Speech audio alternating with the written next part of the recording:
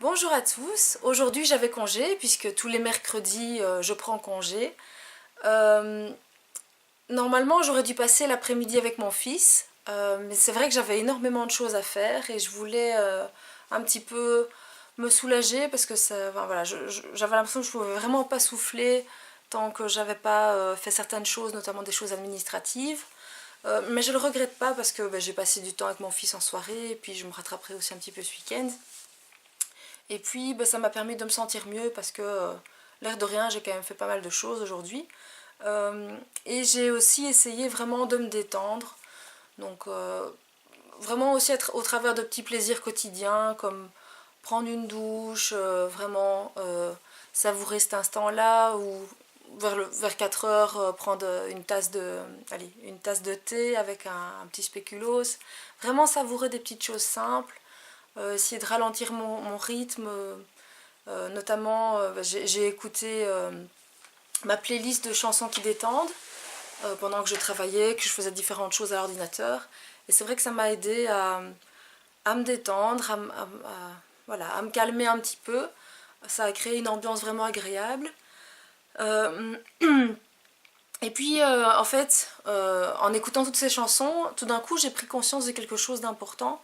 Je me suis souvenu que quand j'étais petite, enfin depuis que je suis petite, j'ai toujours rêvé de pouvoir jouer d'un instrument de musique et tout particulièrement faire du piano. C'est vrai que c'est quelque chose que j'ai toujours voulu faire. J'étais très petite quand mes parents m'ont demandé si je voulais faire du solfège ou tout ça. Et à l'époque, mes copines de classe me disaient que c'était pas amusant, pas passionnant. Et je me suis laissée influencer, j'ai dit que ça m'intéressait pas. Et je l'ai toujours un peu regretté. Et comme une imbécile, j'ai jamais osé dire qu'en fait, j'aurais voulu pourtant apprendre à jouer d'un instrument. Et c'est donc tantôt que je me suis dit, c'est bête. C'est vrai que je serais vraiment très contente de pouvoir faire du piano. Et d'ailleurs, ça m'a tellement touchée que j'ai eu une larme à l'œil, tellement j'ai été chercher ça loin en moi. Je l'avais vraiment enfoui, ce rêve, j'ai envie de dire. Et, euh, et donc oui, je crois que c'est quelque chose qui me permettrait de me sentir mieux dans ma peau, de me détendre aussi, de m'exprimer. Donc c'est une bonne piste, je vais un petit peu creuser ça. Et puis alors à partir de là, j'ai réfléchi un petit peu à mon enfance, à mon adolescence. Et je me suis rappelé qu'en fait, j'ai toujours été voilà, une personne très créative. Euh, j'ai toujours fait pas mal d'activités. Je vous disais déjà il y a quelques jours que je faisais plein de sports différents. J'aimais la variété, j'aime toujours ça. Sinon, je me lasse vite. Je suis une enfant qui s'ennuyait assez vite d'ailleurs, qui avait tout le temps besoin de faire plein de choses. À un moment donné, je dévorais les livres, je lisais un livre par jour. Je, je faisais du roller, j'ai appris toute seule à jongler. Euh, mais je faisais du roller en arrière aussi. Enfin, je faisais plein de trucs comme ça que j'essayais.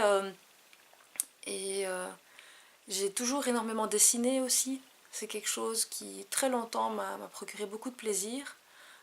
Ça me manque en fait aussi, ça.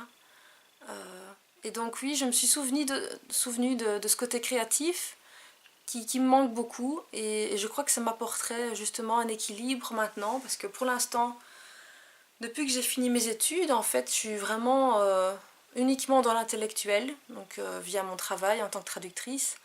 Et il me manque vraiment cet aspect créatif qui est vraiment en moi.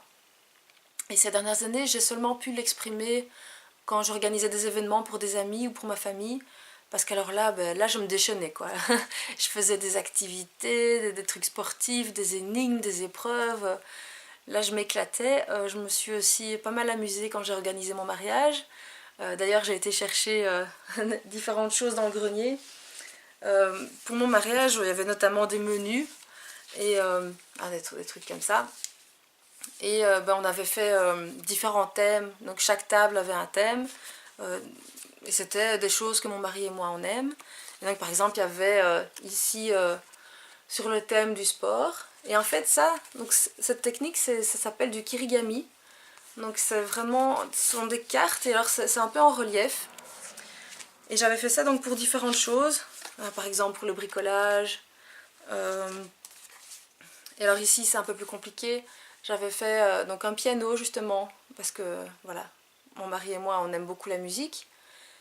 Et de façon un peu plus compliquée, enfin il y en a d'autres, mais celui que j'aime vraiment beaucoup c'est celui qui était pour la table où on était, mon mari et moi, la table d'honneur. Parce que là c'était un kirigami beaucoup plus compliqué. Donc vous voyez c'est une bête carte et puis quand on l'ouvre, bam, il y a la tour Eiffel qui arrive. Et enfin voilà, donc ça c'est pour vous illustrer un peu mon côté créatif.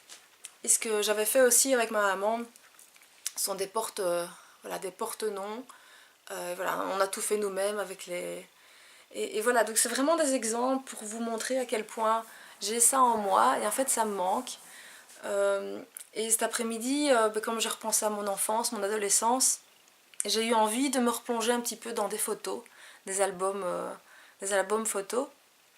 Et je suis retombée sur l'album que ma maman m'a offert le jour de mon mariage justement. Elle avait tout fait en secret. Donc elle avait fait tout plein de montages en scrapbooking parce que ça c'est son truc aussi. Et donc ce sont toutes des planches. Donc depuis ma naissance jusque plus tard. Où en fait c'est à chaque fois avec des montages, donc du scrapbooking partout. Et ça m'a beaucoup émue de revoir comme ça des photos de moi, des photos voilà, de mes parents, de mes frères et sœurs, de mes amis, de revoir un petit peu toute ma vie. Ça m'a beaucoup émue et ça m'a justement rappelé à quel point c'est important pour moi de revoir ma famille, mes amis, de faire tout, voilà, de reprendre, de renouer avec la partie créative qui est en moi.